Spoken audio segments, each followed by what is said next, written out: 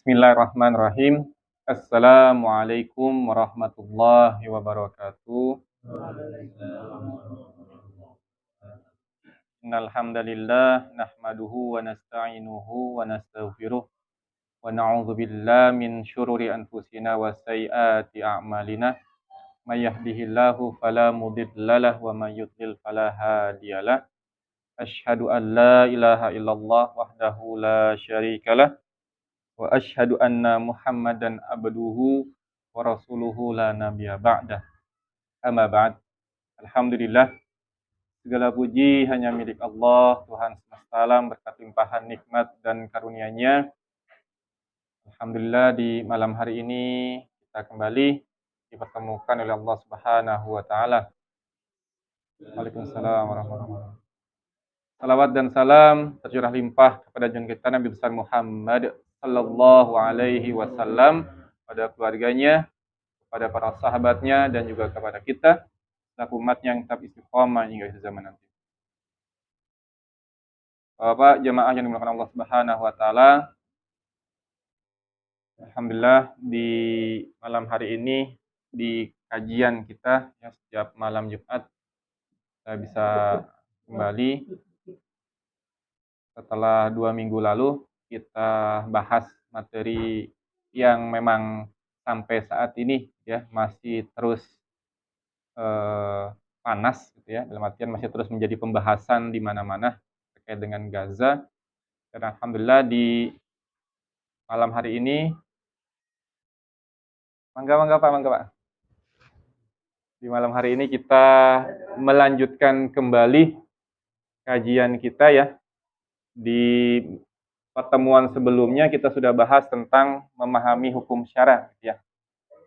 Insyaallah di malam hari ini kita lanjutkan tentang sumber-sumber hukum syara ya. Dan perlu saya sampaikan bahwa Pak, untuk acara hari ini sama seperti sebelumnya ya, dibagi menjadi 2 termin. Yang pertama nanti penyampaian materi, insyaallah akan disampaikan oleh guru kita, Ustaz Usman Zain. Kemudian nanti yang kedua adalah tanya jawabnya. Kurang lebih nanti penyampaian materi kurang lebih 1,5 jam gitu ya. Kemudian setengah jamnya kita bahas pertanyaan-pertanyaan mungkin yang nanti ketika disampaikan materi yang disampaikan sama Ustaz Usman ada yang ingin ditanyakan, mangga ditanyakan. Kalau perlu dicatat ya, sehingga nanti yang ditanyakan nggak lupa lagi ataupun nggak bingung. Baik, itu mungkin yang dapat saya sampaikan untuk di awal ya. Untuk selanjutnya kami persilakan kepada Ustaz Usman untuk menyampaikan materi.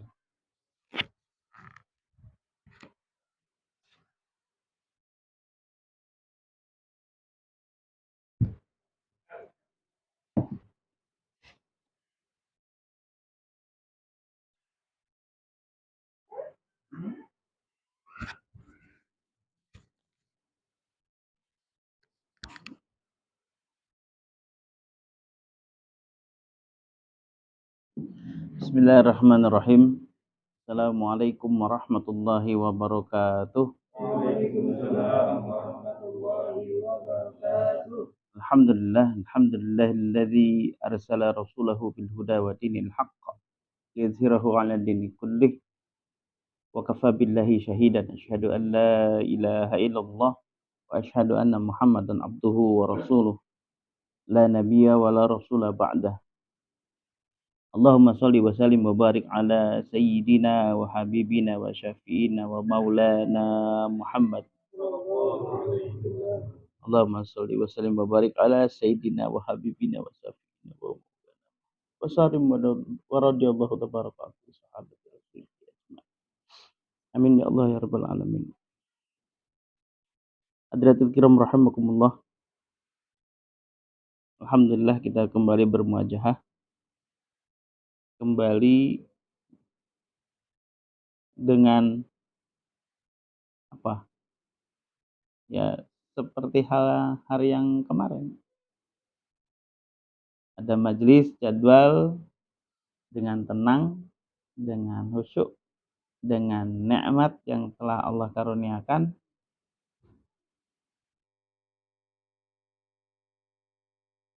tadi disebut disinggung Gaza, jadi keingetan Gaza.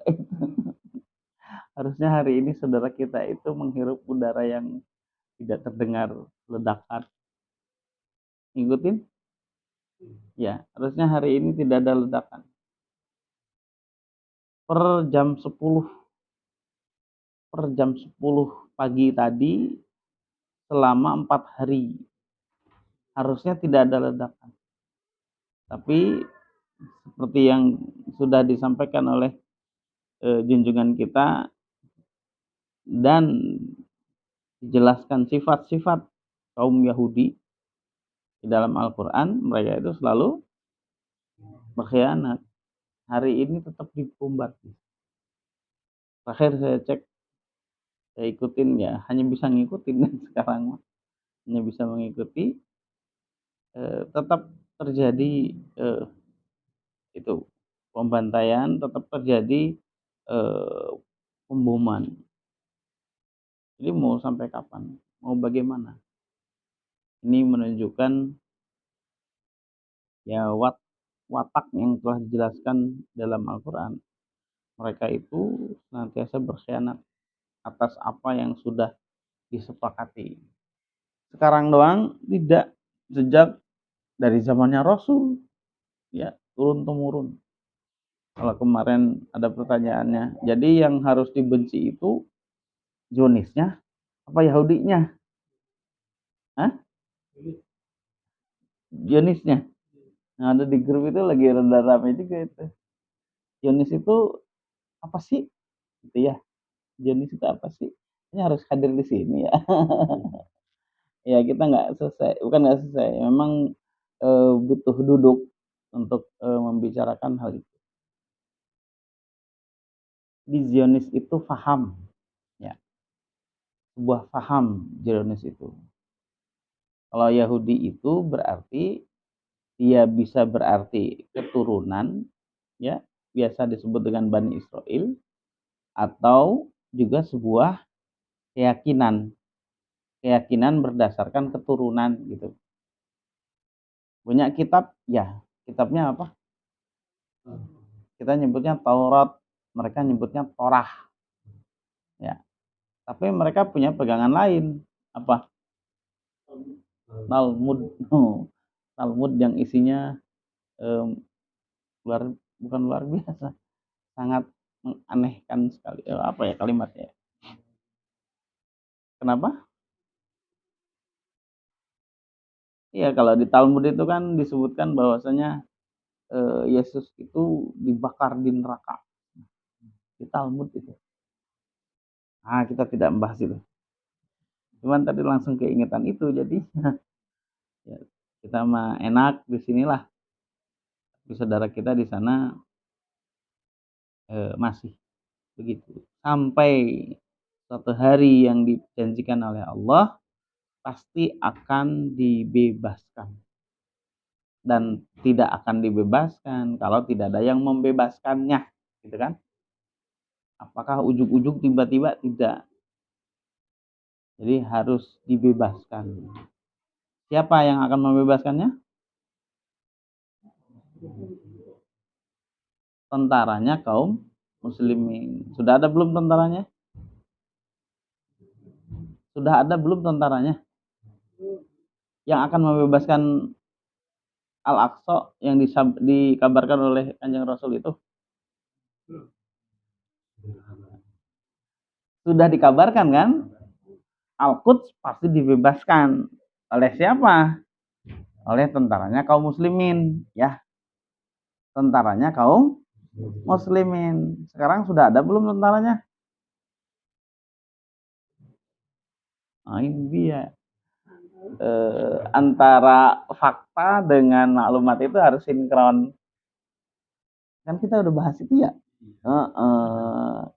Berpikir itu berarti kan ya ada yang ada faktanya. Oke, tentaranya sudah ada belum?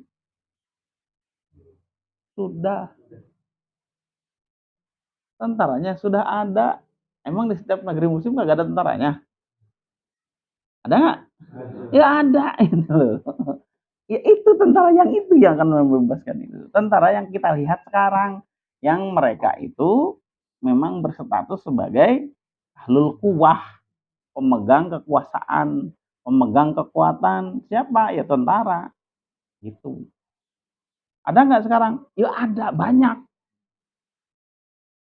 Ratusan ribu, bahkan mungkin mencapai juta. Ya kan? Ada sekitar 57 negeri kaum muslimin. Ada berapa? 57 negeri. Ada nggak tentaranya? Ada, ya itu tentara itu. Memang yang mana lagi? Cuman hari ini betul belum bisa bergerak ke sana. Gitu ya? Kenapa belum bisa bergerak ke sana? Kenapa? Emang kalau diperintahkan bisa mereka ke sana? Hah? Bisa nggak? Kira-kira kalau diperintahkan mau nggak? Iyalah, udah dilatih harus berkata apa? Siap. Mual mungkin mengatakan tidak, pasti mengatakan siap. Harus ada yang menggerakkannya. Cuman masalahnya saat ini terbentur dengan aturan-aturan yang sudah diberlakukan untuk mengikat dan mengkandangkan para tentara-tentara kaum muslimin itu di barak-baraknya. Apa itu? Nah, aturan internasional namanya PBB. Makanya ada namanya undang-undang internasional yang mengikat setiap negeri nggak boleh mencampuri urusan negeri yang lain, kan gitu. Kalau mencampuri urusan negeri lain, kalau didatangkan angkatan darat misalkan yang punya kita ya, Brimob lah, jangan yang hebat dulu, yang itu dulu aja habisin. Angkat ke sana, dikirim ke sana, itu langsung kena sanksi apa? Iya, bukan hanya embargo, seluruh dunia karena telah melakukan invasi ke negara lain gitu. Siapa yang bilang begitu? Itu adalah aturan internasional yang menjadikan kaum muslimin tidak bisa membantu saudara di negeri yang lain, nggak bisa. Tapi Amerika sama Inggris kok bisa? Dia yang buat aturan, betul. Dia yang buat aturan dan enggak sah. Akhirnya hari ini kaum muslimin tadi hanya ada di barak-barak. Ya. Ada nggak aturan internasional sebenarnya?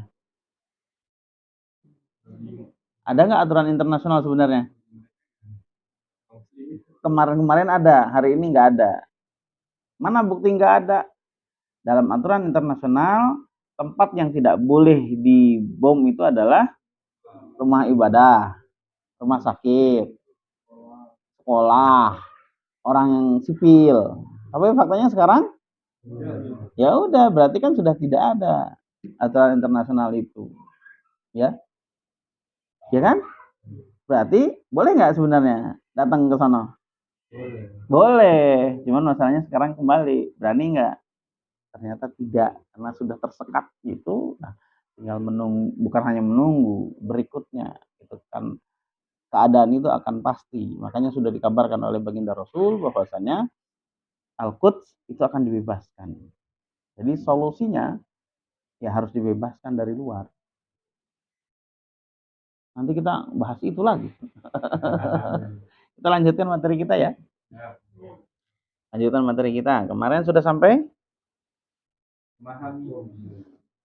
Sampai mana? Hukum syara. Masih ingat bahasanya?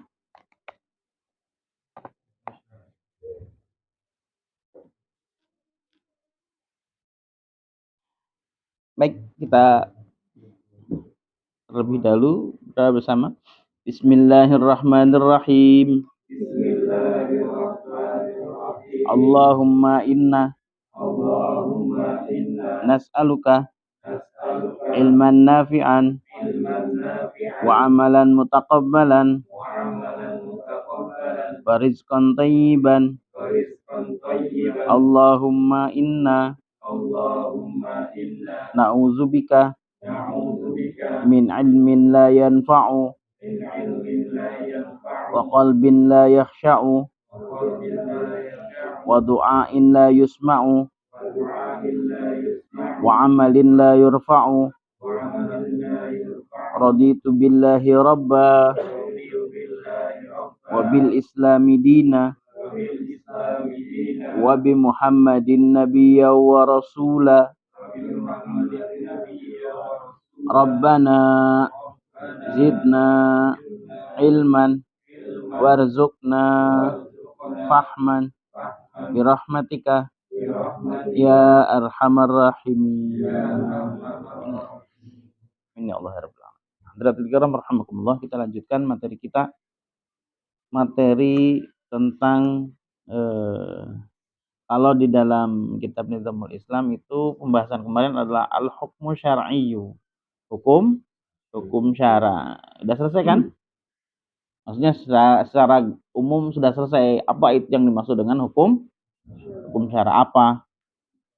Al-hukmu syar'iyyu huwa khitabu syari', terus al-muta'alliqu bi af'alil ibad. Khitabu syari' al-muta'alliqu bi af'alil ibad. Apa khitabu syari'?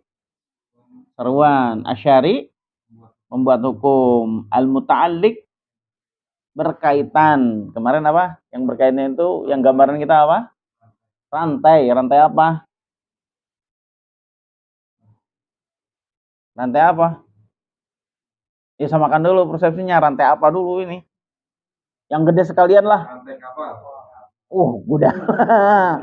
Ya rantai lah, rantai motor, rantai mobil, rantai ruko, rantai. Maksudnya apa? Rantai yang dimaksud ini al-muta'alliq, atau rantai yang dimaksud ini adalah Waalaikumsalam warahmatullahi wabarakatuh. Bahwa rantai yang mengikat itu apa? Antara hukum syara dengan perbuatan. Bahwasanya hukum syara dengan perbuatan itu seperti rantai gitu loh maksudnya. Lepas nggak? Nggak lepas dan nggak bisa lepas. Kecuali rantai gimana sih? Bisa nggak lepas rantai? Iya, kecuali ada kekuatan yang sangat besar, sangat besar bisa melepaskan itu. Apa itu? Ya artinya rantai sendiri kan bisa lepas kan sebenarnya, walaupun emang sangat kuat rantai itu, dan dia tetap bisa lepas, tapi harus ada hal yang sangat besar yang bisa memutuskan itu. Ya, apa? 3 hal. Apa? Rufi al-qalamu an salasin. Diangkatnya pena dari 3 keadaan. Pertama, as-saghiru, anak kecil, dia tidak dihukumi, gitu maksudnya. Terus an-naimu, orang yang tidur tidak dihukumi, gitu maksudnya. Hukum syara itu kan lagi tidur gitu. Lagi tidur ngapain, Pak? Ya tidur. Iya maksudnya kalau lagi tidur dia melakukan suatu amal gitu loh maksudnya. Nyuri, ada tidur nyuri. Lagi tidur, orang tidak beramal begitu. Ya amalnya tidur itu. Makanya ketika tidur tidak dicatat, kecuali tidurnya aja ya. Maksudnya kalau ketidur dia beramal misalkan sleeping walking ada ya? Tidur berjalan. Ada nggak? Ada ternyata memang betul ada itu. The sleeping walk, tidur berjalan. Nggak sengaja yang keinjek itu misalkan kepalanya siapa gitu loh. Dan itu nggak dihukumi. Kenapa? Karena dia tidur. Terus yang ketiga adalah orang gila. Maka 3 perkara itu yang tidak terikat dengan hukum syara. Ya, orang gila apapun yang dia lakukan, dia tidak ada hukum di situ. Ya, mau menampakkan aurat, mau tidak sholat, itu nggak ada hukum di situ. Maka tidak ada hukum syara di situ. Plus yang besar itu apa? Kematian. Nah, kalau kematian itu nggak ada hukum syara. Baik, berarti yang dimaksud dengan al-muta'alliq itu adalah antara perbuatan dengan hukum syara itu sendiri. Sudah selesai kemarin ya, hukum syara itu sendiri apa? Apa saja? Hukum syara, perintah dan larangan. Ada perintah dan larangan. Ada perintahnya yang bersifat jazim atau fardu, ya kita sebut fardu. Ada perintah yang ghairu jazm, disebutnya sunnah. Terus ada larangan yang jazm, kita sebut dengan haram. Kan larangannya kuat, berarti haram gitu loh. Ada larangan yang ghairu jazm, larangan yang tidak kuat, kita sebut dengan makruh gitu loh. Subhat tidak di situ. Subhat itu masuknya ke antara makruh dengan haram. Nah, antara makruh dan haram itu ada subhat di situ. Tapi kalau antara perintah dan larangan itu ada mubah. Nah, gitu. Kan tadi khitab atau seruan dari Asy'ari itu ada perintah, ada larangan. Perintah itu ada fardu, ada sunnah, gitu ya. Larangan itu ada haram, ada makruh. Di antara perintah dan larangan itu ada yang tengah-tengah. Namanya mubah. Maka hukum syara itu berarti ada 5. Kita sebut dengan ahkamul khamsah atau hukum yang 5 gitu. Di Indonesia yang 5 itu diperas lagi jadi 2, halal dan haram gitu. Haram sendiri, halal itu berarti dari makruh sampai ke fardu. Nah, dari fardu sampai makruh itu halal. Kan begitu? Ya, karena makruh itu ketika dilakukan atau dikerjakan, dia tidak ada konsekuensi apa-apa. Tidak diancam neraka, tidak ada berdosa. Makruh itu begitu. Tetapi antara makruh dengan haram ada lagi itu serempetannya. Antara makruh dengan haram ada namanya subhat begitu. Ya. Subhat hukumnya apa? Subhat maksudnya apa? Nggak jelas apa abu-abu? Samar-samar apa abu-abu atau nggak jelas? Ya itu dia. Memang subhat itu tersendiri. Dia itu memang nggak jelas. Itu masuk ke mana? Cuman ada perintah dari Kanjeng Rasul, jauhi subhat karena ini lebih dekat kepada keharaman gitu. Ya, jauhi subhat. Tahu subhat nggak? Yang kayak gimana subhat? Hah? Makan bakso. Subhat itu ada subhat benda, ada subhat tempat. Gitu. Nah, ada subhat-subhat tempat gitu loh. Ada tempat-tempat yang subhat. Contohnya apa? Lokalisasi. Iyalah pokoknya lokalisasi. Yang umum apa? 21. Oh, 21. XX1 ya. Oh iya, apa? 21. Ya, 21. Bioskop, tempat nonton film. Itu subhat tempat itu. Jadi kalau bapak-bapak di sini COD-an atau ke situ nggak mau nonton sebenarnya gitu loh, nggak mau nonton cuman mau COD-an misalkan, itu menjadi subhat tempat gitu. Nanti pas kelihatan sama orang jamaahnya misalkan, kok Pak Ustadz ada di sini nonton juga gitu. Pak Haji emang jadwalnya apa nih kok kesini? Nah, jadi subhat tempat itu. Maka hal-hal yang seperti itu dihindari. Seperti yang disampaikan oleh Kanjeng Rasul, namanya subhat itu jauhi.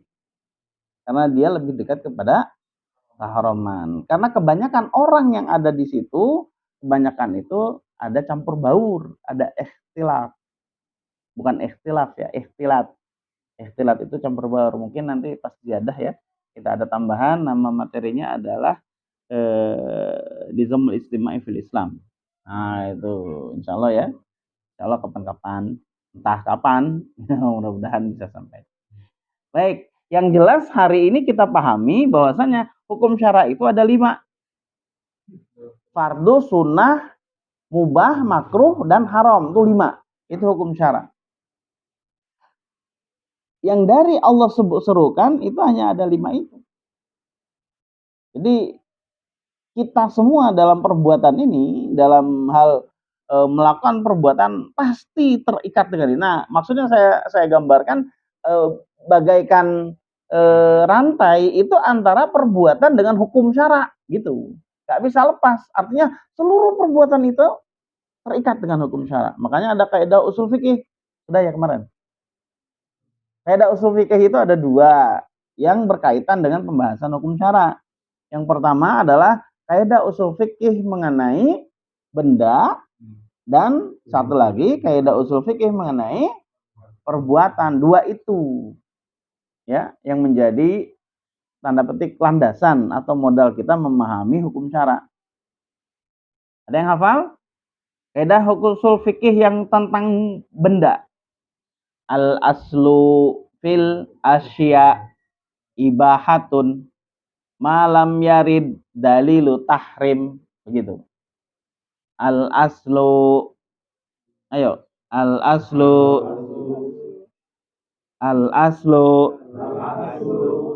fil asya ibahatun malam yarid dalilu tahrim.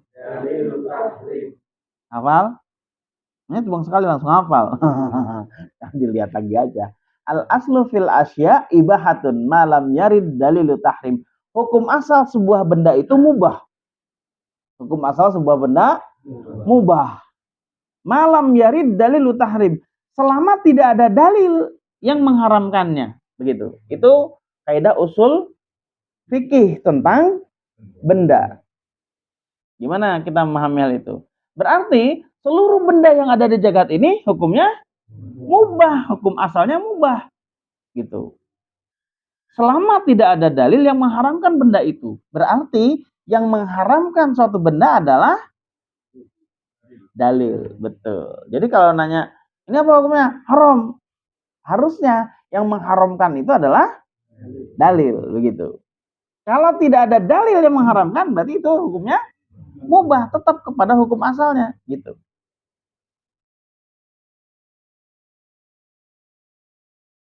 Cocor bebek, cocor bebek Pak. Tanaman. Hukumnya apa? Enggak usah bingung kan tadi udah. Seluruh benda itu hukumnya mubah selama tidak ada dalil yang mengharamkan. Maka cocor bebek hukumnya cocor bebek, talas Bogor. Nanti ayo sebutin kan ya, Pak? Singkong, ketela. Nah, terus aya deh rempet-rempet ke kebun. Non? Ada bunga trompet. Kecubung. Nah, kecubung hukumnya apa? Kecubung hukumnya apa? Banyakkan mabok. Mendekati mabok. Kok mendekati mabok? Terapkan yang tadi ya. Nah, ini yang pentingnya kita karena kita sudah belajar yang namanya berpikir itu kayak gimana sih kan ya. Nah, sudah itu. Ada fakta, ada maklumat, hubungkan gitu kan. Nah, sekarang maklumat yang diperbanyak. Maklumat kita sedang memperbanyak maklumat yaitu pengaji ini ya, ilmu itu. Setidaknya di sini kita menghafal hukum kaidah usul fikih. Kaidah usul fikih benda mengatakan bahwasanya al aslu fil asya ibahatun malam yarid dalilu tahrim. Hukum asal benda asalnya mubah. Selama tidak ada dalil yang mengharamkan. Pucubung. Nah, pucubung. Cocor bebek nggak beres lah. Loh. Ya makanya kita sekarang kaji kan. Nggak ada dalil. Nah, bagaimana kita menerapkan antara sebuah konsep dengan fakta? Syariat diturunkan oleh Allah itu untuk diterapkan, untuk dilaksanakan. Itu sebagai guide. Guide itu apa sih? Panduan. Al-Baqarah ayat 2. Gimana? Zalikal kitab la raiba fi. Hudan. Hudan apa hudan? Hudan petunjuk, pembeda. Iya, petunjuk kan?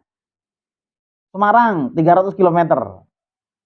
Bung palsu kayaknya. Ya enggak gitu. Pasti ke sini gitu maksudnya benar gitu loh. Itu petunjuk tuh begitu, diikuti gitu. Nah, sekarang ada guide, ada petunjuk dari Allah, yaitu tentang tadi ada hukum asal benda mubah. Selama tidak ada dalil yang mengharamkan. Oke. Ada yang namanya kucubung. Kucubung itu tumbuhan. Di sini tahu semua kucubung? Saya mau ngomong apa? Yang nyakrak 3 ya? Itu apa? Daunnya kayak daun singkong. Hah? Oh, ganja. Cannabis sativa. Hah? Apa sih namanya? Tahu nggak nama ilmiahnya? Bahasa Latinnya? Oh ya, kejauhan lah itulah. Kita mau lokal aja deh. Kecubung. Nah, gitu. Kecubung nggak tahu lah.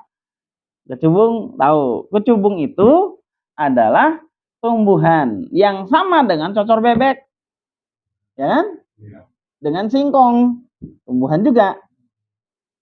Cocor bebek singkong hukumnya mubah karena tidak ada dalil yang mengharamkan. Ya, clear, selesai. Kecubung hukumnya hukum asalnya mubah. Lo kan tadi kayak usul begitu. Al aslu hukum asal fil asia sebuah benda ibahatun mubah. Itu berlaku untuk seluruh benda yang ada di jagat yang Allah ciptakan. Mubah. Begitu. Bahkan khamr hukum asalnya mubah. Ini kalimatnya pahami ya? Hukum asalnya tetap mubah. Kemudian malam yarid dalilu tahrim. Selama tidak ada dalil yang mengharamkan. Ternyata khamr itu ada dalil yang mengharamkan. Innamal khamru wal maisiru. Nah, gitu kan? Berarti kan ada dalil. Ada dalil yang menyebutkan tentang khamr. Loh, kalau ada dalil berarti tetap mubah nggak? Sudah tidak mubah. Karena dia disebutkan oleh dalil bahwa dia itu haram. Karena rijsun itu apa? Najis. Ya. Karena khamr itu najis, disebut dikategori najis. Berarti haram gitu loh. Najis itu haram. Berarti kan nggak boleh. Ya kan? Nah, berarti khamr hukum asalnya mubah memang, tapi ada dalil yang mengharamkan, maka dia tidak mubah lagi. Kategorinya jadi haram. Kucubung hukum asalnya mubah. Ada dalil yang mengharamkan. Kita kaji di sini. Coba. Apa yang menyebab fakta dari kecubung itu gimana? Kecubung bikin mabuk. Ah, betul. Ya iyalah kalau nggak dikonsumsi. Omer juga nggak bakalan mabuk Pak kalau cuma diliatin doang Pak. Nah, begitu ya. Maka kecubung itu ada potensi ada potensi atau khasiat ketika dikonsumsi atau digunakan dengan cara tertentu, maka dia akan memiliki sifat atau potensi untuk mengganggu, merusak, bukan menghilangkan ya, mengganggu akal. Makanya disebut dengan kategorinya khamr. Ada yang pernah pengalaman? Ceritain dong. Iya, entah itu daunnya, entah itu buahnya ya. Kalau saya belum pernah ketemu ya sebenarnya. Dulu dari itu loba man di sawah di itu loba baheula ya. Waktu belum jadi metro. Nah, belum jadi metro waktu itu masih banyak di situ, digawir lah istilahnya. Ya, pinggir kali kayak gitu banyak kan? Artinya dia kan makhluk Allah, Allah ciptakan gitu loh maksudnya. Pasti Allah ada maksud, ya. Tidak ada satupun yang Allah ciptakan di jagat ini yang tidak ada maksud dan tidak ada fungsinya. Nggak ada. Semuanya ada maksud dan ada fungsinya. Begitu. Kembali. Bahwasanya kucubung itu ada sifat, ada potensi yang mirip seperti apa? Iya, keluarganya khamr. Yaitu apa? Nah, berarti kita harus memahami khamr dulu. Khamr itu apa? Khamr apa?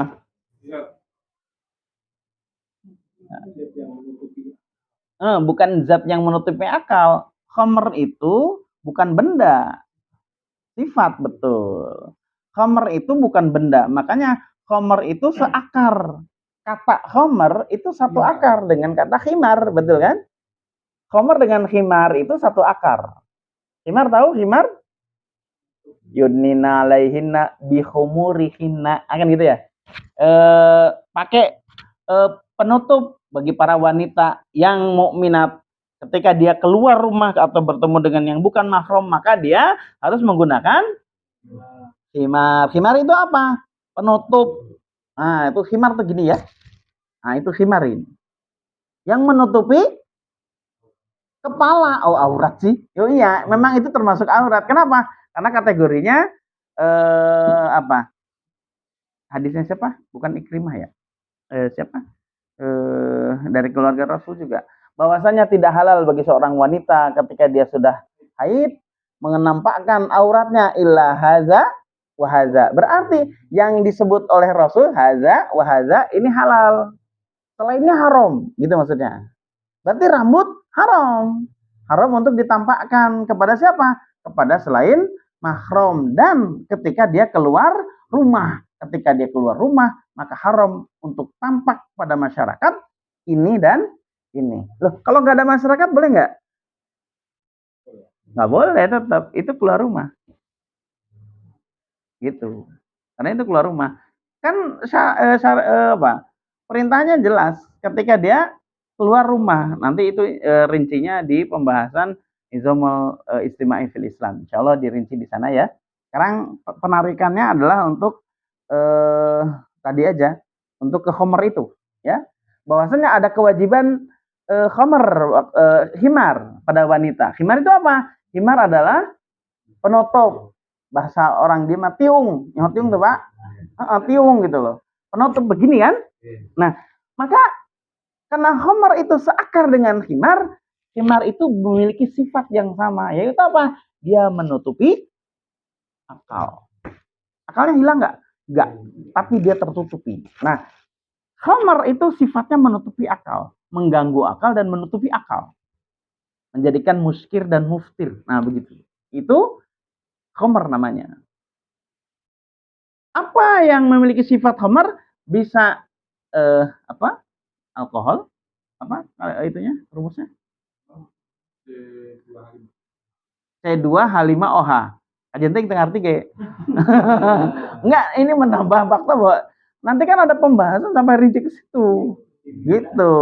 Kan nanti loh, ini mah bukan, ini mah spiritus. Spiritus apa? Ayo, spiritus apa? Saya nggak tahu nih, nanya beneran. Kan ada alkohol, ada spiritus nanti. Nah, gitu. Karena spiritus itu sebenarnya proses selanjutan setelah alkohol. Awalnya alkohol dulu. Terus kemudian melewati alkohol, maka dia jadi spiritus. Tahu spiritus nggak, Pak? Mau tahu, gitu loh. Ya, bukan alkohol dia spiritus. Maka hukumnya jadi berbeda. Dia bukan homer lagi. Dia tidak homer, bukan homer, tidak dihukumi homer dia.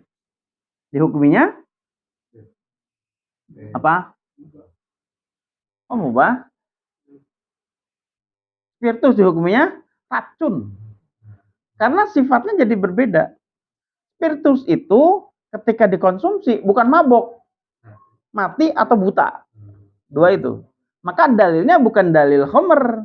Dalilnya ada dalil bukan. Doror, betul. Dalilnya dalil doror. Haram melakukan doror. Ya kan? Kepada diri sendiri apalagi kepada orang lain. Jadi yang tukang ngoplos tuh. Pinter di sini ya. Yang tukang ngoplos kalau misalkan pakai spiritus, maka ini mencampur racun. Nah, hukumnya bukan hukum khamar lagi, tapi racun. Oke, kembali.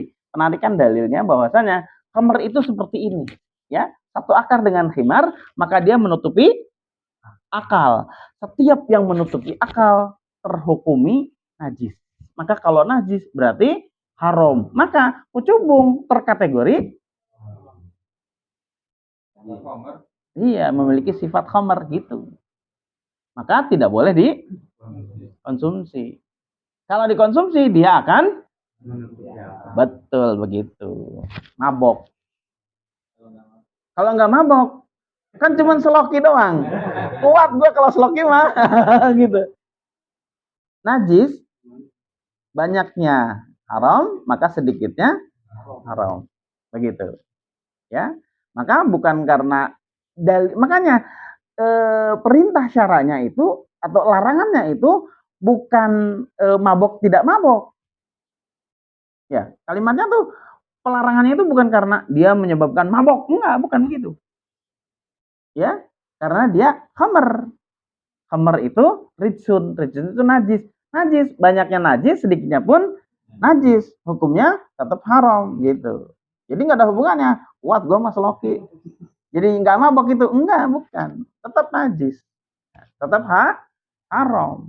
Sebotol haram, setetes juga haram gitu. Kenapa? Karena itu najis. Meskipun dia punya potensi. Potensi apa? Potensi untuk menutupi akal. Kan kalau ditarik tadi kan nggak tertutup ya, nggak mabok. Ya itu tadi, karena pengharamannya itu bukan maboknya. Larangan khamr itu bukan karena maboknya, tapi karena najisnya itu, gitu maksudnya. Nah, inilah kita mengkaji bagaimana kaitannya antara hukum syara dengan tadi perbuatan, bahwa kita itu terikat dengan hukum syara. Batasan-batasan itu yang dasar tadi itu adalah ada khitab. Khitab itu apa? Ada perintah, ada larangan. Perintah itu ada jaziman, ada goiru jazim. Larangan ada jazm, ada goiru jazm. Tengah-tengah ada mubah gitu. Nah, sekarang tinggal ditentukan saja perbuatan kita dari pagi sampai mau pagi lagi. Apa yang kita lakukan? Harusnya ditanyakan dalam diri pribadi. Ya, ini kategorinya apa? Kan gitu. Ini kategorinya fardu. Ya, namanya fardu. Udah tahu apa yang dilakukan. Sunnah juga harus tahu kan konsekuensi apa kesunahan itu. Mubah, ya sudah mubah. Makruh, sudah tahu makruh gimana. Haram, apa yang dilakukan sudah tahu. Cuman yang perlu tahu itu sekarang memperbanyak mana yang dibolehkan, mana yang tidak, mana yang termasuk haram, mana yang halal gitu. Ya. Tapi jelas penarikannya seperti itu. Maka cocor bebek Anda mau dilalap mau gimana pun tetap mubah gitu. Aidoyan mah. Tapi kalau kecubung kajen teh henteu mabok. Ya. Nah, gitu. Karena ada potensi si kecubung. Soalnya saya mau ngomong bukan kecubung sih. Yang tadi itu, ya, ganja ya. Nah, ganja dan ada banyak kan, ada ganja, ada opium. Itu kan pohon itu, tumbuhan itu. Ya. Itu kan tumbuhan itu. Tumbuh-tumbuhan itu. Ngapain Allah ciptain itu sih? Loh, mesti ada tujuan dan ada fungsi. Ternyata opium itu punya fungsi. Opium itu punya fungsi. Fungsi opium apa? Tahu opium, Pak? Nah iya, anestesi, Masya Allah. Anestesi itu biar nggak sakit. Jadi boleh nggak kalau anestesi pakai opium? Ah ya nanti kita bicarakan. Loh iya kan memang itu konsentrasi pembicaraan kita kan. Loh kalau ini haramnya haram mutlak atau haram dari sisi apa? Kan begitu. Kan tadi ada larangan. Larangannya apa? Jazm. Dari sisi apa? Gitu. Apakah ini keharaman mutlak? Karena ada benda-benda yang Allah sebutkan itu haram dan haram secara mutlak. Selesai. Ya kan? Dan kaidah usul fikih tidak menyalahi hal itu. Al aslu fil asya ibahatun malam yarid dalilu tahrim. Ada pohon jaat. Pohon jaat tuh, Pak? Yeah. Oh, nggak tahu berarti. Cipir. Nah, yang doyan cipir. Ada jaat, ada kemangi, ada segala macam di situ. Dan ternyata ada juga salah satunya tadi kecubung, bukan kecipir tapi kecubung. Nah, punya sifat. Kecipir halal, mau kayak gimana pun juga halal. Tapi kalau kecubung itu sudah tidak halal, gitu loh. Ketika dikonsumsi untuk dan ternyata menyebabkan sifat itu. Tapi ada benda-benda di jagat ini yang telah Allah sebutkan keharamannya secara mutlak. Apa? Yahrumu alaikum, diharamkan atas kalian. Nah iya, bangkai, terus darah, adam, terus Loh, ya kan banyak itu disebutkan. Ada bangkai, ada darah, terus pura-pura nggak tahu ini. Babi, terus jaing, hewan bertaring, hewan apa? Maksudnya hewan buas ya. Hewan buas dan spesifiknya adalah bertaring. Bertaring ya. Ya, itu ciri keharaman. Itu banyak dalil itu. Itu disebutkan oleh dalil. Makanya tadi malam yarid dalilu tahrim. Selama tidak ada dalil yang mengharamkan, maka yang tadi itu banyak yang disebutkan itu adalah dalil yang mengharamkan. Gitu maksudnya. Burung-burung pemangsa, burung pemangsa penyambar gitu. Yang berkuku tajam gitu. Apa namanya? Predator, elang, apa lagi? Elang doang. Burung hantu. Burung hantu, elang. Ada Raja Wali emang? Oh, ada. Enggak, kayak gimana sih dia burung? Apa Garuda ada? Ya maksudnya itu ya. Dan itu terkadang yang kita sudah jelas dalam fikih disebutkan bahwa hewannya itu, gitu maksudnya. Dan itu tidak boleh dikonsumsi. Tidak boleh dikonsumsi. Ingat itu ya, maka itu haram untuk dikonsumsi. Yang bertaring, kucing, lagi. Ya kucing juga, harimau juga, Pak. Bedanya kecil, mau gede. Lagi, yang bertaring. Tikus bertaring? Hah? Tikus bertaring? Tikus bertaring? Googling lagi deh. Ada serem amat tikus bertaring. Tikus itu termasuk binatang pengerat. Giginya cuma 2. 4 ketang. 4. Ya atas bawah ya 2 ya. Iya. Itu kalau omong gimana dia? Tikus itu tidak bertaring, tidak termasuk. Nanti dalil-dalilnya bukan yang itu. Gitu. Terus apa lagi? Buaya bertaring nggak? Buaya bertaring nggak? Taring semua apa bertaring dia? Masih gigi jarang dia tuh. Gigi jarang-jarang. Buaya tidak bertaring, nah semuanya taring masalahnya. Buaya termasuk kategorinya binatang buas. Maka tidak hanya bertaring, binatang buas itu terkategori haram. Ya, binatang buas itu terkategori haram. Apa aja binatang buas termasuk ular situ, ya kan? Ular juga termasuk di situ. Nanti ada beberapa dalil yang akan kita kaji. Ciri keharaman itu apa? Kadang-kadang tidak disebutkan. Kalau tadi jelas ya, darah, bangkai, binatang yang tidak disembelih dengan menyebut nama Allah, terus kemudian yang tercekik, ya tidak menyebut nama Allah, terus ada babi dan seterusnya, itu haram. Tapi ada juga yang Allah sebutkan tidak disebutkan namanya, tetapi disebutkan larangannya. Contoh, cicak. Tahu cicak? Predator bukan? Predator lah, nyamuk dia makannya. Oh ya, oke. Kalau masuk predator nggak masuk ya? Dia tidak termasuk penyambar, tidak termasuk berkuku tajam, tidak termasuk bertaring. Lagi? Tidak buas. Oh, tidak buas katanya. Baru kali ini ada jawab begitu deh. Tetapi ada perintah ada indikasi, ada qarinah dari Kanjeng Rasul bahwasanya boleh membunuh cicak. Boleh membunuh cicak. Sama seperti halnya kebolehan membunuh ular. Nah, ular itu ada perintah membunuh, bukan perintah ketemu harus dibunuh, enggak, ada kebolehan membunuh. Ketika ada perintah kebolehan membunuh, maka sesungguhnya itu juga sebenarnya perintah untuk larangan untuk mengkonsumsi. Gitu maksudnya. Paham di sini?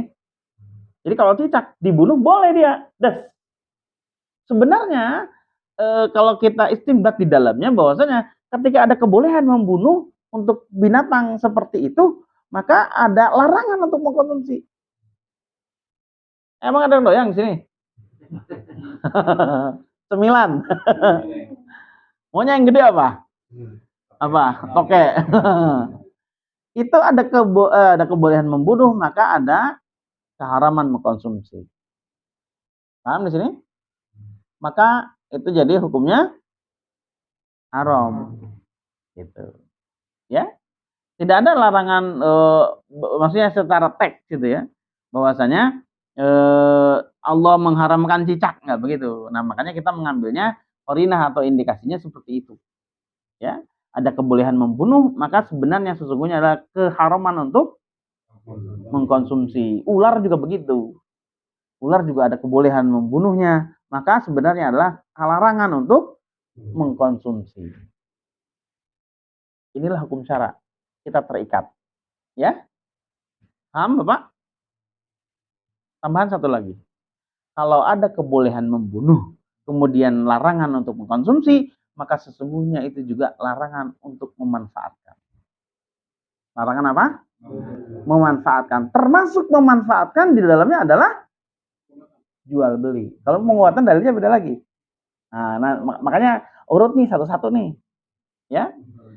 Maka jual beli itu adalah aktivitas memanfaatkan suatu barang yang lagi kita kaji. Aktivitas memanfaatkan suatu barang, maka haram hukumnya. Kenapa? Karena benda itu telah disebutkan oleh Allah termasuk benda yang haram. Tapi boleh nggak dijual beli? Boleh nggak? Nggak boleh, karena ada hak keharaman babi bagi kita. Kaum muslimin itu haram untuk mengkonsumsi babi. Babi itu mutlak keharamannya. Apanya? Seluruh babi. Seluruhnya. Dari mulai, ya seluruhnya. Apa yang ada dari si babi, dari mulai bulu. Tahu bulu babi nggak? Bukan yang di laut. Bulunya babi maksudnya. Babi ada bulunya nggak sih? Ada nggak? Ada. Dimanfaatkan nggak? Jadi apa? Betul. Itu maksud saya. Maka keharaman dalam suatu benda yang telah Allah sebutkan bukan hanya keharaman mengkonsumsi sebenarnya, keharaman juga untuk memanfaatkan, termasuk di dalamnya memanfaatkan dalam bentuk apapun itu, ya. Dan termasuk di dalamnya jual belinya. Jadi kalau cicak, proporsinya apa? Jual beli tokek saya atau cicak saya, nah, gitu. Ya. Nah, ini pilihan ya bagi kita. Jadi, nah inilah yang dimaksud dengan oleh Allah itu al-huddan. Syara itu adalah petunjuk. Supaya apa? Supaya kita mampu membedakan mana yang boleh, mana yang tidak. Gitu. Dan itu adalah pilihan. Fa'alhamaha fujuraha wa taqwaha wa haddainahu najdain. Allah telah sediakan dua jalan. Takwa atau fujur. Ya kan? Kita mau memilih apa? Ya itu adalah pilihan kita. Tapi sudah diwanti-wanti oleh Allah Subhanahu wa taala. Hanya kita ngaji. Jangan sampai kita tidak salah dalam melangkah atau melakukan suatu perbuatan. Ternyata memang ini dilarang gitu. Ya. Oke. Berarti benda itu ada benda yang diharamkan oleh Allah. Tapi secara hukum asal benda itu mubah. Kalau disebutkan larangan, dalil pelarangannya, maka baru dia itu haram. Begitu. Paham? Paham Bapak? Masih bicara tumbuhan. Baru sampai mana tadi? Kucubung. Gimana kalau pohon lontar? Tahu lontar? Lontar. Lontar apa? Sejenis kelapa gitu loh. Ada apanya itu? Ada nira. Ada nira. Nira itu kalau disadap, sebenarnya bicara masalah nira, itu kelapa biasa juga iya. Ya. Yang sejenis dengan itu, selain lontar, ada lagi. Aren. Betul. Aren. Tahu aren? Bahasanya banyak tuh aren itu. Selain aren apa nama lainnya? Kawung. Apa itu kawung? Aren itu curuluk. Caruluk. Curuluk apa caruluk, Pak? Tapi kalau udah ke kalau udah ke Betawi nyebutnya atep. Nah, buah atep katanya. Ya, entahlah itu ulang kali segala macam gitu loh. Yang kita bahas adalah pohonnya. Ada pohon aren, ada pohon aren, ada pohon lontar. Nah, gitu. Aren dan lontar itu kan ada buahnya ya. Ada kuncup dulu kan? Nah, kuncupnya itu dipapas, dipapas. Terus kemudian di tandean. Tandean bahasa Indonesianya apa sih? Oh, ditadah, iyalah. Dikumpulkan sama-sama dapat, terus kemudian yang satu di apa? Dimatangkan, dimasak, dipanaskan, jadi apa? Gula apa namanya? Gula aren. Kalau yang dari itu nggak perlu dimasak. Kalau dimasak pun dia akan jadi apa? Sama, gula juga. Dari lontar itu jadi gula juga sama. Karena sama kan itu udah sama-sama apa sih namanya itu? Sejenis pohon apa sih kayak kurma gitu lah. Palem. Palmae. Kalau kita runut di struktur tumbuhan apa? Kingdom, familia. Yang apa antum? Taksonomi. Taksonomi tumbuhan. Yang nggak ngerti kasihan deh lo. Ya, artinya gini, ada pohon-pohonan gitu loh maksudnya. Termasuk kelapa, aren sama lontar gitu. Nah, ternyata dari situ diambil sadapannya, terus kemudian ada yang diproses, ada yang juga nggak diproses. Nggak perlu diproses, ternyata dia melakukan fermentasi alami. Apa? Ciu. Jadinya ciu. Nah, fermentasi alami, didiemin aja, tunggu sampai 5 hari, dia mateng, gitu. Nah, dia punya sifat yang sama dengan yang tadi. Apa? Khamar. Maka hukumnya jadi berbeda. Namun jadi gula berem, gula aren, hukumnya mubah. Maka boleh dimanfaatkan, jual beli dan seterusnya. Tapi kalau kalau nggak dimasak, didiamin, berubah jadi ciu, maka hukumnya menjadi di mana letak keharamannya? Iya, menghilangkan tadi, menyebabkan muskir dan muftir, maka terkategori khamar. Ingat, dari bahan yang sama, maksud saya begitu. Dari bahan yang sama, itu ketika mengalami proses, nah dia akan berubah. Jadi pengharaman itu bukan bendanya. Untuk yang ini ya bukan bendanya. Tapi ketika sudah diproses, disuling atau apapun namanya itu, maka karakteristiknya jadi khamar, maka itu menjadi kategori khamar. Pelarangannya di situ, keharamannya di situ. Tapi kalau diproses dengan yang lain, maka menjadi mubah. Paham? Tambah sedikit lagi.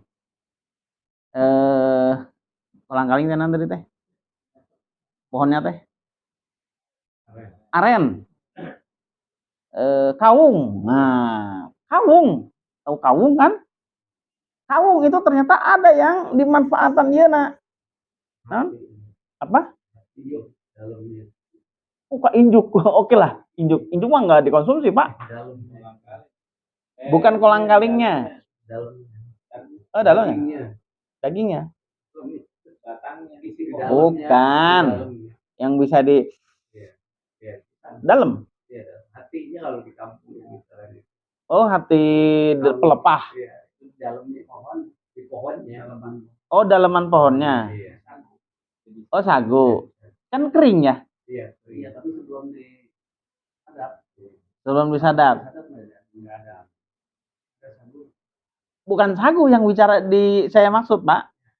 Pelepah keringnya itu yang dijualin, kemudian dibakar.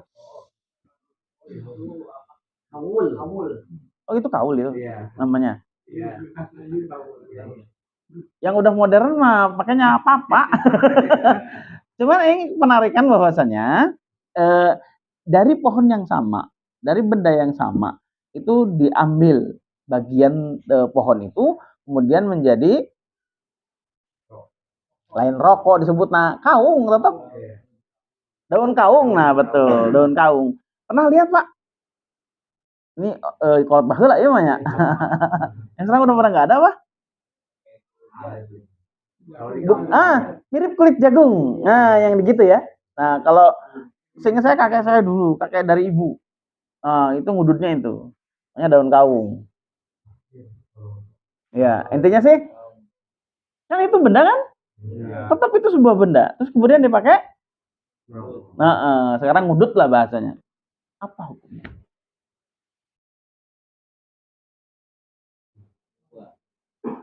Udah kemana-mana, ditanya apa hukumnya cicing wah? Apa hukumnya? Hukum asal bendanya mubah. Al aslu fil asya ibahatun malam yarid dalilu tahrim. Jadi hukumnya apa? Oke, tambahin satu lagi deh. Tambahin satu lagi. Selain daripada hukum asal benda, yang harus kita pahami adalah hukum asal perbuatan. Tambahin ya. Karena dua-dua ini penting nih.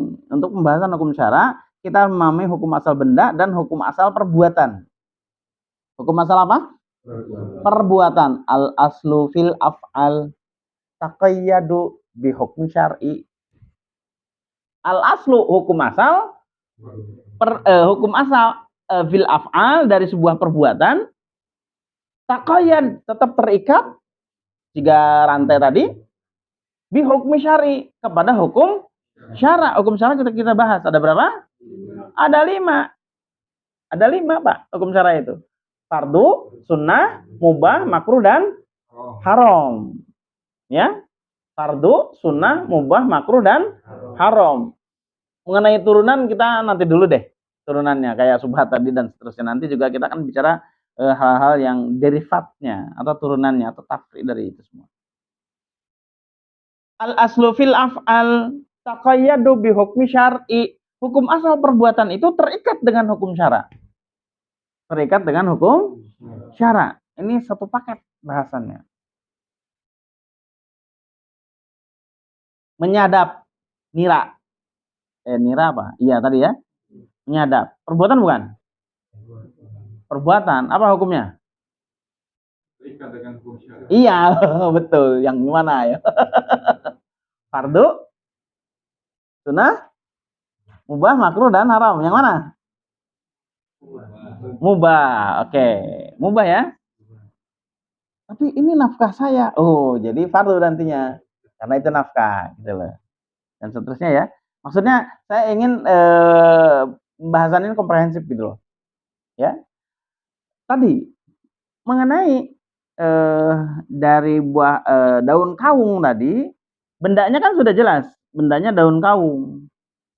Dijemur, dikeringkan, terus kemudian dililit, dilintingkan, dibakar, terus dihisap. Itu sebuah perbuatan. Ya, perbuatan. Daun kaungnya sebuah benda. Nah, sebuah benda. Nah, makanya ini kita bedakan satu persatu untuk pembahasannya itu. Bendanya apa? Kaung. Hukumnya apa? Hukum asalnya mubah. Ada dalil yang mengharamkan? Ada nggak dalil yang mengharamkan daun kaung? Serius nih, ada nggak? Biasanya kalau ditanya gitu malah nggak pede. Ya nggak ada, betul Pak. Tidak ada dalil dari Kanjeng Rasul pengharaman terhadap kaung, begitu. Nggak ada, mau cari gimana, kan udah selesai. Wahyu sudah turun. Udah selesai, udah sempurna. Maka ketika benda itu mubah dan tidak ada dalil pengharamannya, selamanya dia hukumnya mubah. Bendanya mubah. Oke. Sekarang diudud. Perbuatan. Apa hukumnya? Hah?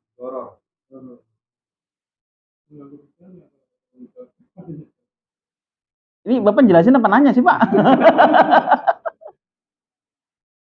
Kan itu perbuatan kan? Oke, hukum pembahasan bendanya clear ya?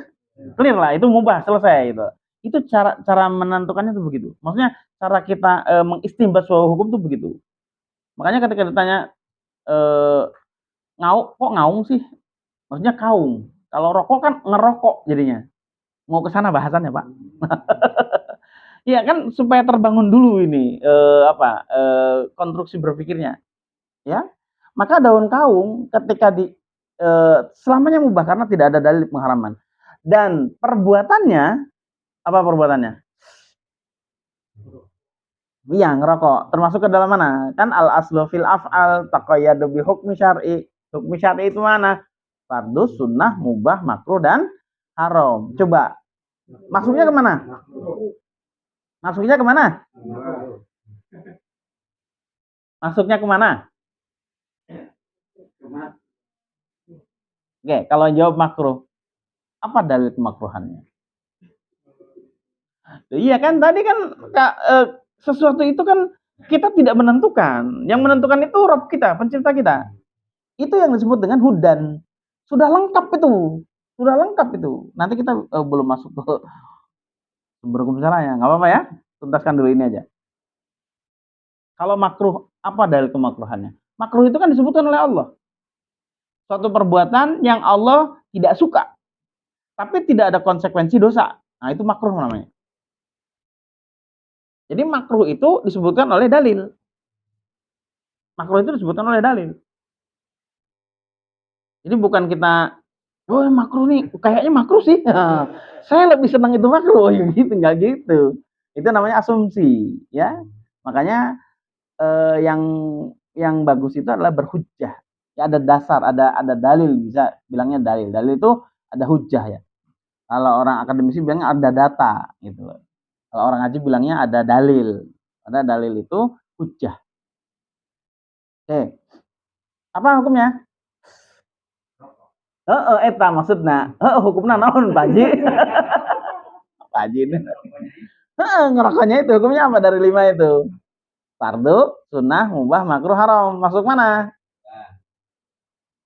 Ya, berharap mubah. Ya sudah mubah. Adakah pengharaman mengenai daun kaung itu? Nggak ada. Terus kalau menyebabkan doror, kan tadi sudah disebut. Kalau doror itu ketika dia itu menyebabkan tadi ada doror. Nanti ini ada kajian khusus mengenai ahkamud daruroh. Jadi nggak sembarang darurat ini, atau doror ini, nggak gitu. Ada ahkamud daruroh. Ahkamud daruroh itu hukum kedaruratan. Apa standar kedaruratan itu? Gitu. Darurat itu adalah ketika dia bisa merusak jiwa atau membunuhnya. Nah, merusak jiwa atau membunuhnya itu darurat namanya. Maka itulah doror. Makanya spiritus tadi masuknya racun. Dalil keharamannya adalah bukan dalil khamr, tapi dalilnya dalil doror gitu loh. La doror wala diror ya. Nggak boleh menyebabkan kerusakan. Maka racun itu nggak boleh diminum, nggak boleh dikonsumsi racun itu. Nah, ke sana jalurnya. Nah, sekarang daun kaung racun bukan? Ngaracun enggak? Enggak tuh. Ada orang puluhan tahun pakai itu sehat aja. Maka hukumnya mubah. Clear di situ. Ya? Clear belum? Kok kayak bingung sih? Oke, lanjutkan ke yang lain. Bukan palmae, tapi tembakau. Apa? Tembakau. Tembakau tumbuhan bukan? Tumbuhan. Hukum asalnya? Mubah. Tembakau itu hukum asalnya mubah. Ada dalil yang mengharamkan tembakau? Ada dalil nggak mengharamkan tembakau? Kalau tidak ada, maka selamanya dia hukumnya mubah gitu loh. Kemudian diambil, diproses, dikeringkan, kemudian diracik, kemudian dilinting, disedot. Hukumnya apa? Hukum apa dulu? Benda. Nah, berarti udud. Emang ngomongnya udud apa rokok nih? Ya, udud atau rokok itu kan benda. Maka hukum bendanya seperti itu. Adakah di dalam komponen si benda-bendanya tadi itu benda-benda yang terlarang atau disebutkan keharamannya? Kalau itu tidak ada, maka hukum bendanya mubah. Begitu. Hukum bendanya mubah. Kenapa? Karena tidak ada dalil yang mengharamkan tembakau. Kok dicampur sama clove. Clove itu apa sih? Cengkeh. Oh, tahu sih. Oh, saya ngomong cengkeh langsung. Ada cengkehnya kan? Ada cengkeh, ada saus, apa lagi? Ada cengkeh, ada saus, ada tembakau. Kretek jadinya. Sigaret, kretek. Dinyalakan, disedot. Hukumnya apa? Hukumnya apa? Mubah. Saus hukumnya mubah. Cengkeh hukumnya mubah. Terus? Ya mubah. Kan ada pembungkusnya, kertasnya. Hukumnya mubah. Dilem nggak? Ada lemnya. Kalau lemnya itu halal, ya mubah berarti kan? Berarti udud itu selama tidak ada komponen yang disebutkan oleh Allah sebuah komponen yang haram, maka itu mubah. Gitu. Ini dari sisi benda. Dari sisi perbuatan. Kan udud nggak diudut mah lain udut karena tuh. Yang enaknya udut apa sih? Udut enaknya itu apa sih? Oh. Enaknya ngudut apa sih? Dibakar. Lah kalau udut kagak ada dibakar ya kagak. Beli udutnya, oke lah. Artinya begini. Ketika kita selesai membicarakan bendanya, maka itu hukumnya mubah. Lain cerita kalau komponen atau bahan ramuannya di situ ada termasuk kecubung. Menjadi tidak mubah lagi. Kenapa? Karena ada benda yang dilarang oleh syariat. Gitu. Maka keharamannya yang benda yang tadi sebenarnya cengkehnya tetap mubah. Tembakaunya tetap mubah. Yang haram adalah yang tadinya. Yang kecubungnya itu. Paham? Bisa ya sekarang menentukannya keharamannya itu di mana, letaknya gimana, benda itu seperti apa. Terus sekarang perbuatan. Nah, bicara perbuatan kembali ke kaidah usul fikih tadi. Al aslu fil af'al taqayyadu bi hukmi syar'i. Hukum perbuatan itu terikat dengan hukum syara. Hukum syara apa? Fardu, sunnah, mubah, makruh dan haram. Berarti satu perbuatan itu kemungkinan hukumnya itu ada 5. Satu perbuatan kemungkinan hukumnya ada 5. Karena kalau bukan fardu dia pasti sunnah. Kalau bukan sunnah dia pasti mubah. Kalau bukan mubah ya makruh. Kalau bukan makruh ya haram. Ada nggak hukum yang selain itu? Tidak ada. Maka suatu perbuatan pasti hukumnya salah satu di antara kelima itu. Makanya tadi di awal kita bicarakan taqayyad itu adalah seperti rantai. Nggak akan pernah bisa lepas gitu. Kecuali yang disebutkan tadi, anak kecil, gila, tidur, dan seterusnya. Disundut, dinyalakan, diisap, apa hukumnya?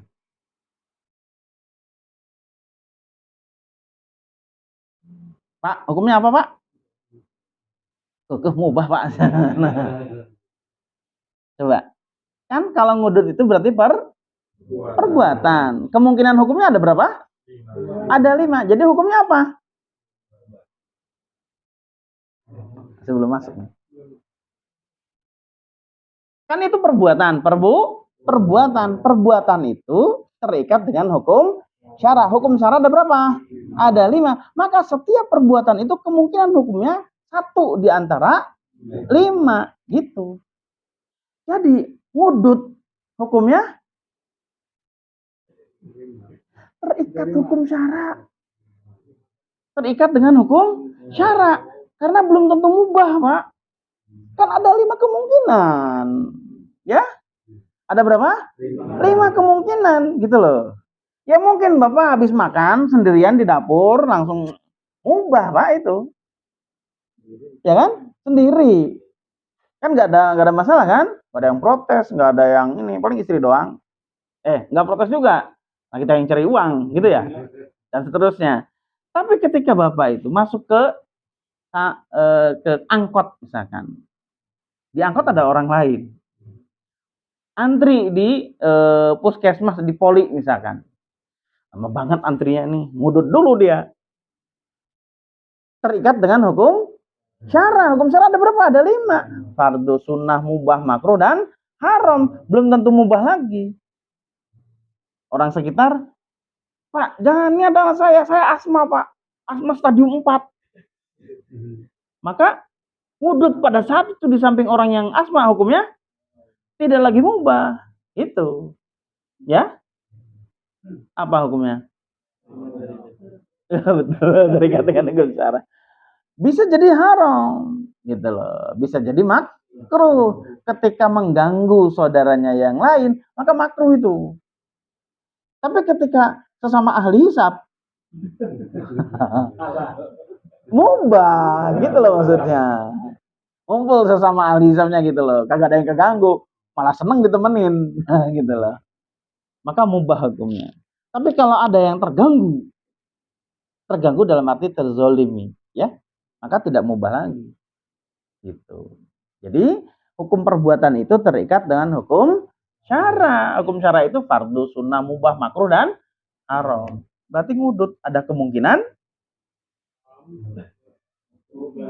Cuman satu nih saya minta nih. Oke. Gimana ceritanya? Ngudut ada kemungkinannya fardu.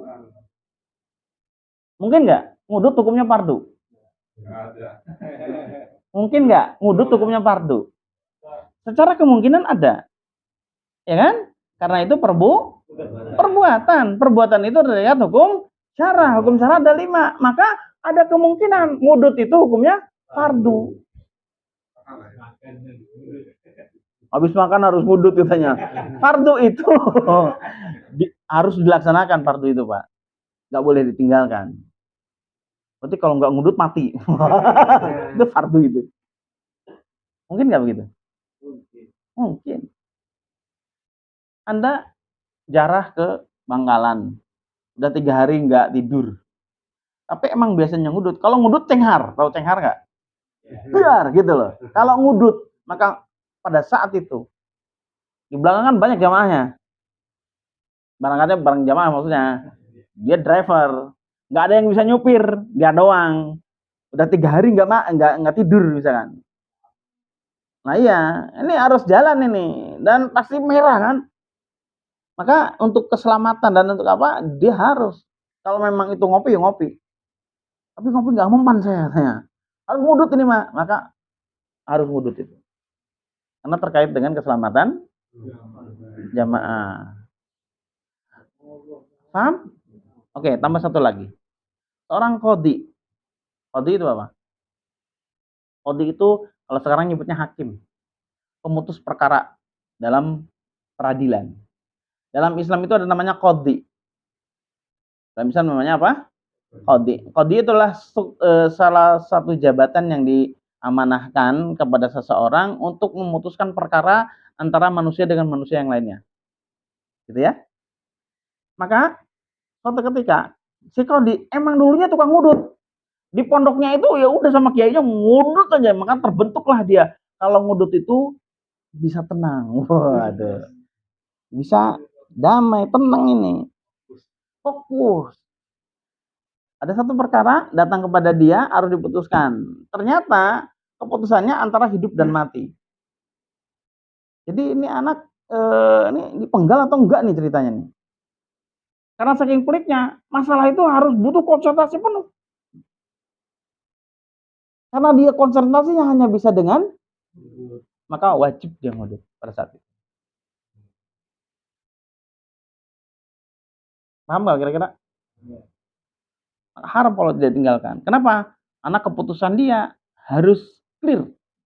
Gitu. Yang fardu ketemu ya. Kalau sunnah saya dari dulu mikir nggak ada. Masa ngerokok sunnah? Nggak ketemu saya itu. Ingat ya, benda dan perbuatan. Kalau haram, bisa jadi ngudut itu haram. Ya, karena ada kemungkinannya 5 itu kan. Dia sudah punya penyakit asma, tambah kronis, stadium 7, stadium ada berapa sih sebenarnya? Artinya cuma tinggal 1 isap lagi dia mati gitu loh. Sudah dibilangin di rongsen ini hitam semua. Titiknya cuma satu misalkan. Lu nggak boleh ngudut lagi. Kalau ngudut mati itu. Maka hasem cenah. Hasemnya hasem tuh harus ini. Maka pada saat itu hukumnya menjadi haram. Ya. Maka jelas di sini seharusnya. Jadi hukum benda itu mubah, hukum asalnya mubah. Selama tidak ada dalil yang mengharamkan maka tetap mubah. Hukum perbuatan terikat dengan hukum syara. Hukum syara itu apa? Fardhu, sunnah, mubah dan makruh dan haram. Berarti setiap perbuatan itu akan seperti itu. Sama halnya dengan perbuatan yang lain-lainnya gitu. Ya. Kalau fardu ya seperti itu. Contoh seperti halnya saudara kita di Palestina melakukan pembelaan terhadap rakyat, maka fardu. Fardu. Kan perbuatan itu. Menguasai fisik yang kuat, terus kemudian inovasi persenjataan, maka fardu di sana. Karena untuk izzatul Islam wal muslimin. Kemuliaan Islam dan kaum muslimin. Nah, itu perbuatan. Bagaimana dengan saudaranya yang lain di sekitarnya? Itu juga fardu itu sebenarnya. Kalau tidak dilaksanakan ya berdosa, selama ini berdosa. Ya, jadi namanya benda dan perbuatan. Mengenai hukum syara ini ada dua kaidah usul fikih yang malam hari ini kita bahas. Pertama tentang benda, al aslu fil asya ibahatun malam yarid dalilu tahrim. Hukum asal benda adalah mubah selama tidak ada dalil yang mengharamkan.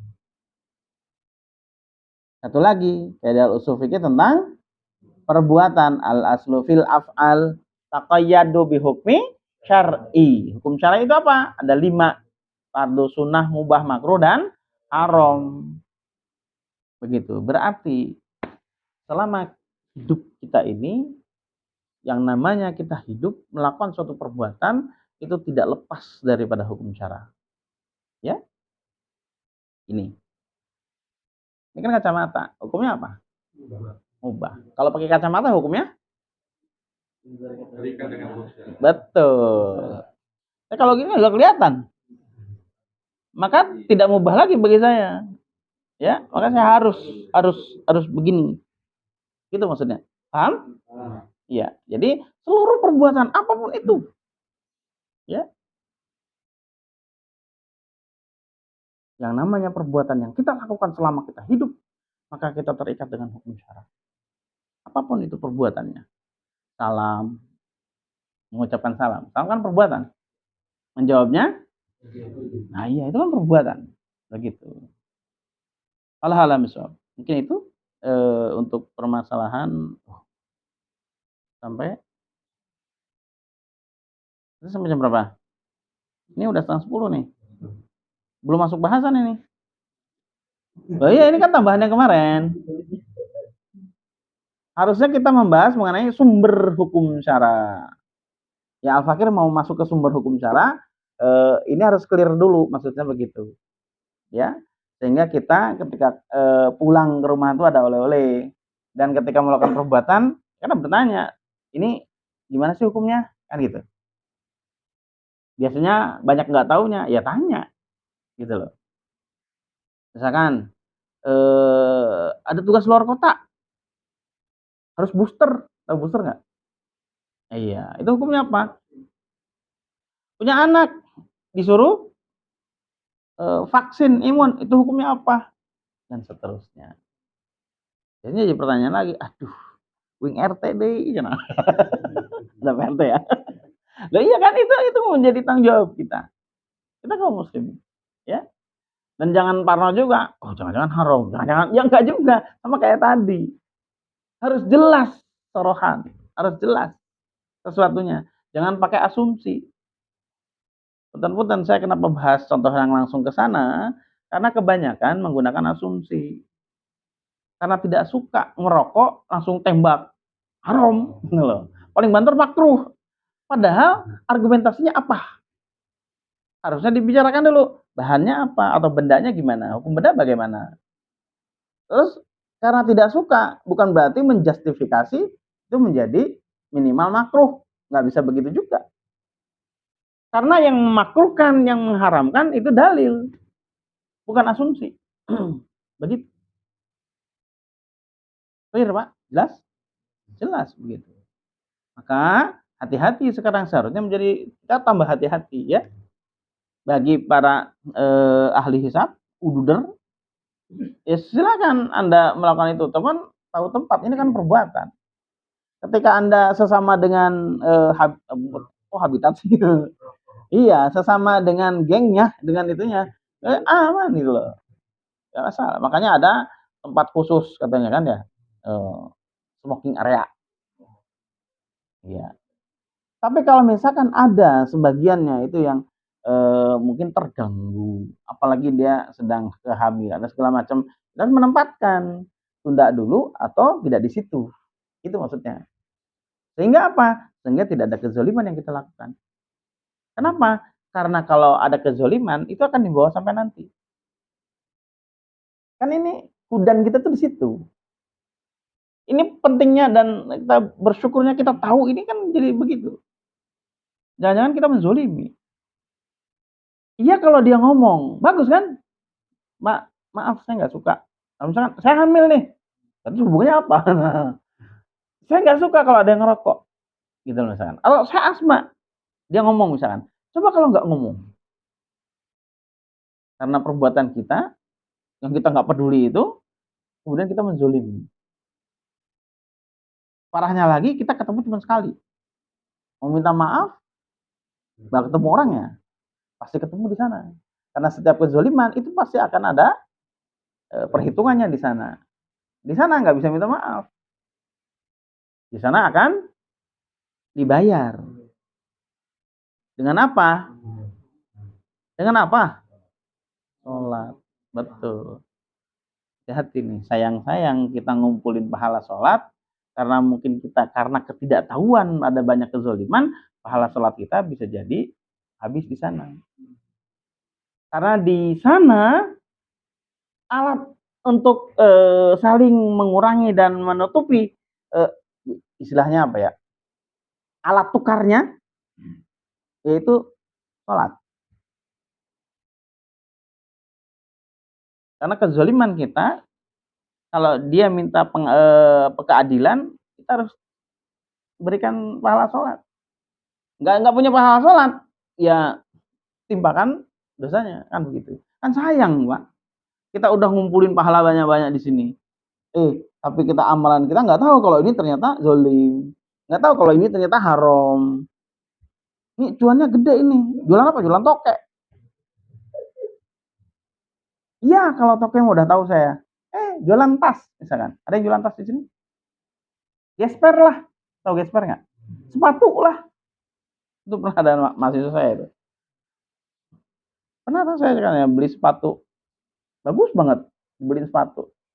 Sepatunya apa? Dari luar. Akhirnya dia nggak jualan sih, dia dibeliin. Cuman sayang katanya. Karena sayang aja mahal.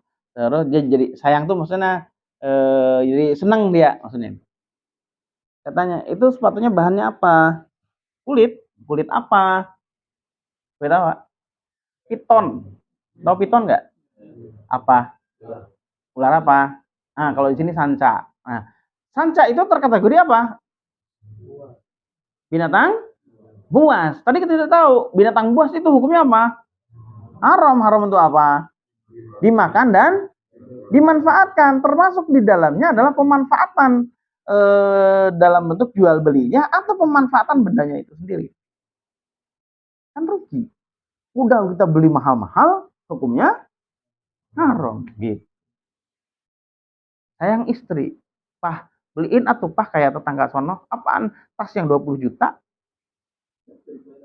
Kulit itu ternyata kulit kulit buaya. Iya, kulit buaya mahal kan? Enggak, kulit buaya cuma talinya doang, Pak, katanya. Udah beli 20 juta, ternyata hukumnya begitu. Kan sayang kita. Amalia yang sebenarnya dilarang oleh agama kita, tapi kita nggak tahu. Gitu. maka tetap keharaman. Nah, pentingnya kita itu ngaji itu di sini ya. Kita tahu sehingga kita bisa bersikap ya. Enggak sih, saya enggak make. Saya cuman ngejualin aja. Ya sama aja. Cuannya gede, misalkan begitu. Alhamdulillah barokah, cuannya gede. Gitu. Ya, kita kan cari yang halal. Halal itu bagaimana? Yang sesuai koridor syariat. Gitu. Udah cuanki aja deh. Jualan cuanki. Ya tergantung cuankinya pakai apa dulu. Nah, itu yang menjadi batasan-batasan kita. Ya. Baik.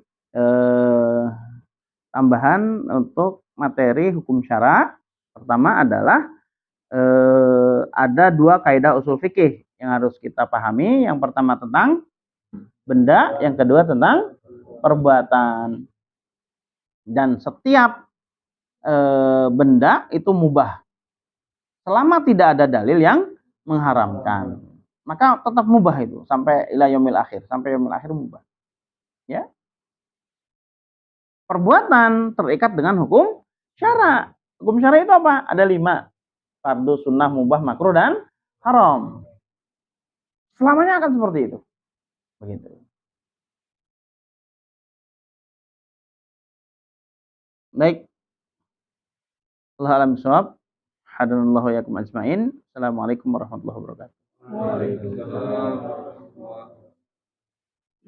Ya baik Bapak, penyampaian materi sudah selesai ya. Mungkin dari Bapak mangga kalau ada yang kan ingin diperjelas di satu nanya mungkin.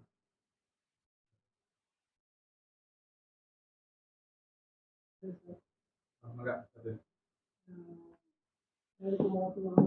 Waalaikumsalam warahmatullahi wabarakatuh.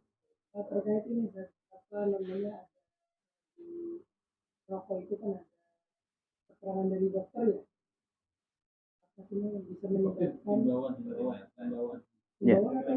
peringatan dari dokter itu bisa menyebabkan kanker. Ini hukumnya seperti apa dengan adanya informasi itu?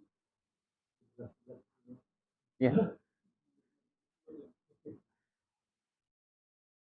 Itu kalau dulu waktu kuliah disebutnya peringatan pemerintah merokok dapat menyebabkan kanker. Bacanya gitu dulu. Peringatan pemerintah merokok dapat menyebabkan kanker dan seterusnya. Jadi yang bahaya buat siapa? Gitu. Baik. Sebenarnya ada himbauan dan memang itu sebuah fakta. Ya.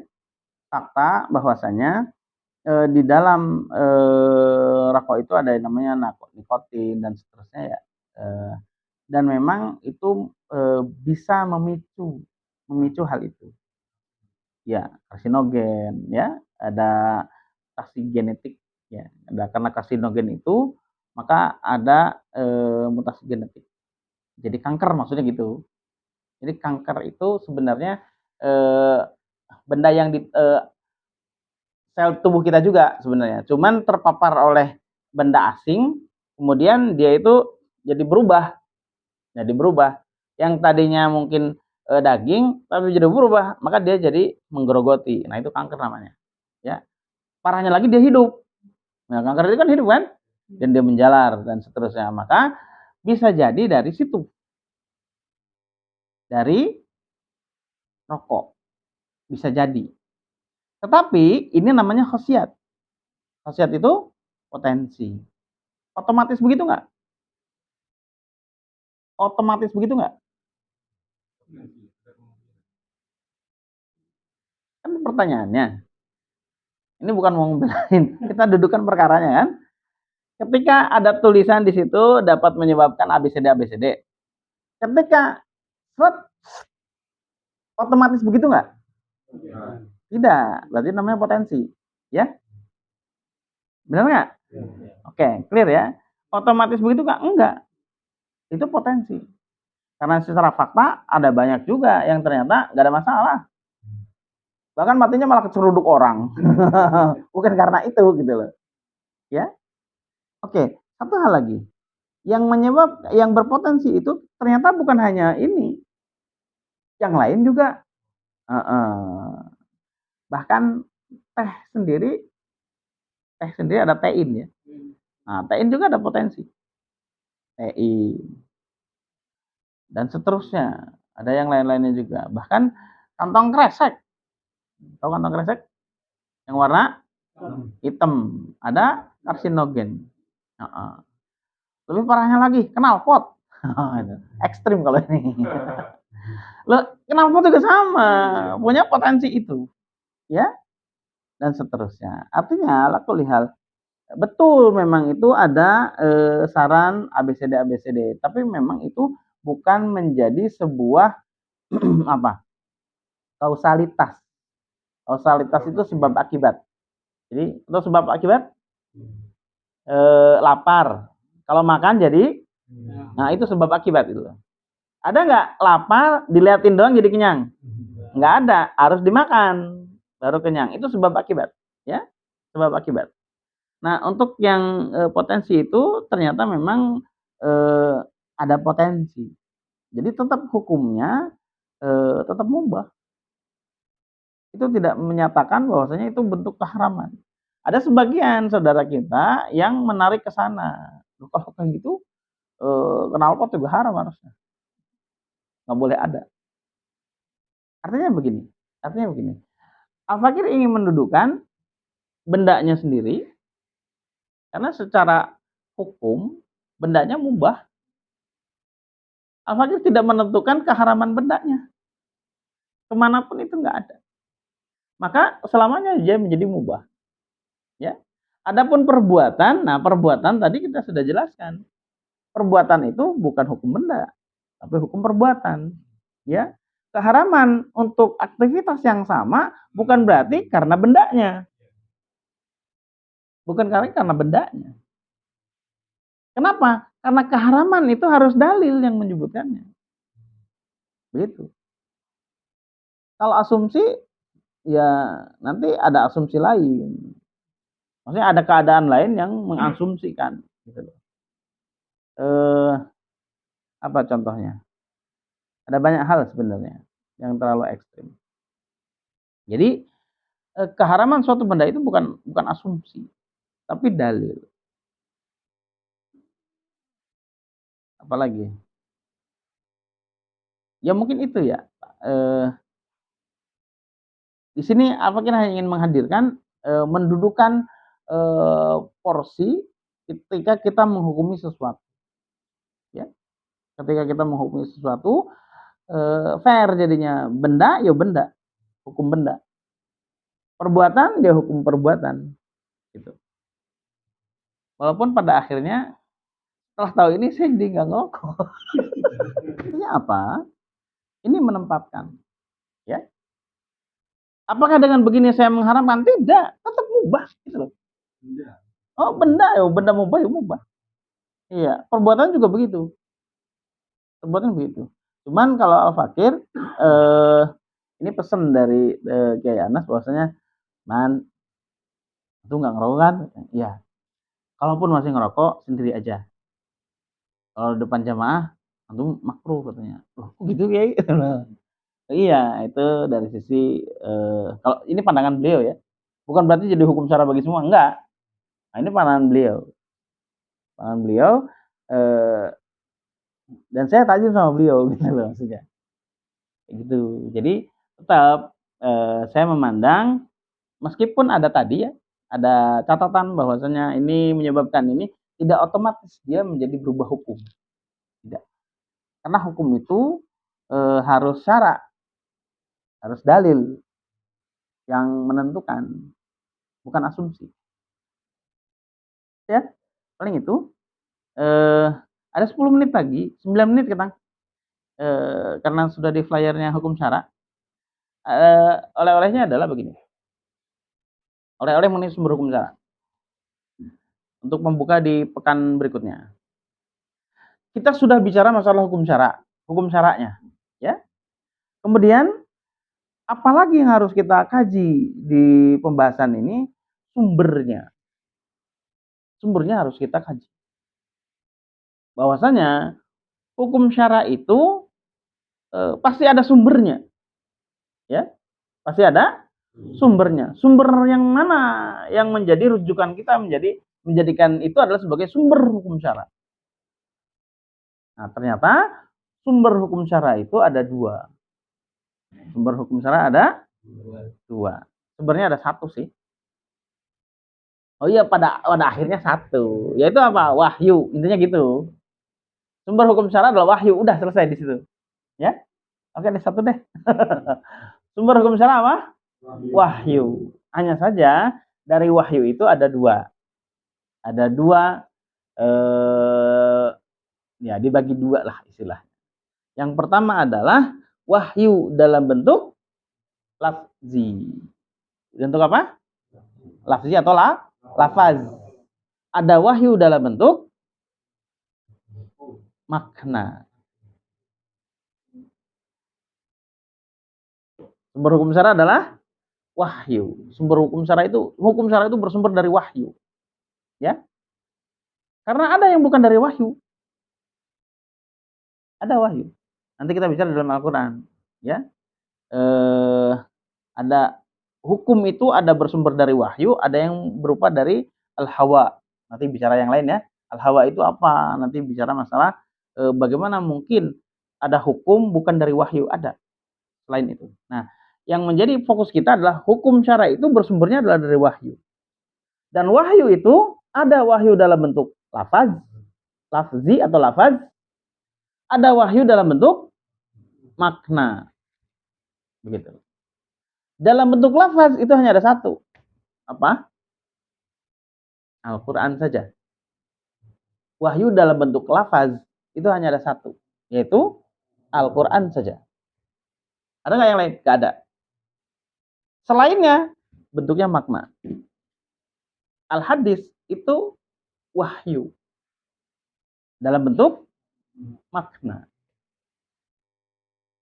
Nah, bagaimana pertemuan berikutnya? Nah, mungkin itu sebagai ini aja. Naonnya kira-kira ya. Ya. Baik, itu mungkin